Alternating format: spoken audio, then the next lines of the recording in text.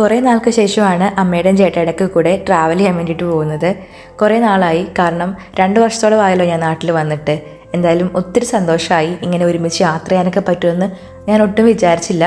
സ്വാഭാവികമായിട്ടും നമുക്ക് യാത്ര ചെയ്യാനൊക്കെ പറ്റും, എന്നിരുന്നാലും ദൈവം അനുവദിച്ചതിൽ ഞാൻ ഒത്തിരി താങ്ക്ഫുൾ ആണ്. കാരണം നമ്മൾ വിചാരിക്കുന്ന പല കാര്യങ്ങളും കൃത്യമായിട്ട് നടക്കണമെന്ന് നിർബന്ധമില്ലല്ലോ. എൻ്റെ വീട് ശരിക്കും പറഞ്ഞ ആലപ്പുഴയിൽ അർത്തുങ്കപ്പള്ളിയാണ് ഇടവക വരുന്നത്. അപ്പോൾ പണ്ട് കുഞ്ഞായിരുന്നപ്പോൾ ഞാനും അമ്മയും കൂടെ ഇടയ്ക്കൊക്കെ ഇങ്ങനെ ചേർത്തലയ്ക്ക് പോകുന്ന ഒരു പരിപാടിയുണ്ട്. ഞങ്ങൾ അർത്തുങ്കൽക്കാർക്ക് ആലപ്പുഴയെക്കാളും അടുപ്പം ചേർത്തലയാണ്. അതുകൊണ്ട് തന്നെ നമ്മൾ ഏറ്റവും ആക്സസിബിൾ ആയിട്ട് പോകുന്നതും ചേർത്തല തന്നെ ആയിരുന്നു.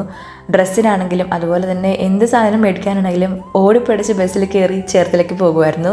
അന്നൊന്നും കാറില്ല, നമുക്ക് കാറൊക്കെ ഇപ്പോഴാണ് വാങ്ങിയത്. ആക്ച്വലി ഞാൻ വാങ്ങിച്ചു കൊടുത്ത കാറാണ്.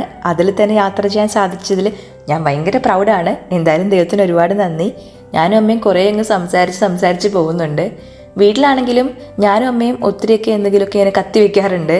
അനിയത്തി കഴിഞ്ഞാൽ പിന്നെ ഞാനാണെന്ന് തോന്നുന്നു വീട്ടിൽ അമ്മയായിട്ട് കൂടുതലും കത്തി വയ്ക്കുന്ന ഒരാൾ. പണ്ടൊക്കെ അമ്മയുടെ കൂടെ യാത്ര ചെയ്യുമ്പോൾ ആ ഒരു മൊമെൻറ്റ്സ് ഒക്കെ പിന്നീട് മിസ് ചെയ്യും എന്നൊരു റിയലൈസേഷൻ എനിക്ക് ഉണ്ടായിരുന്നില്ല.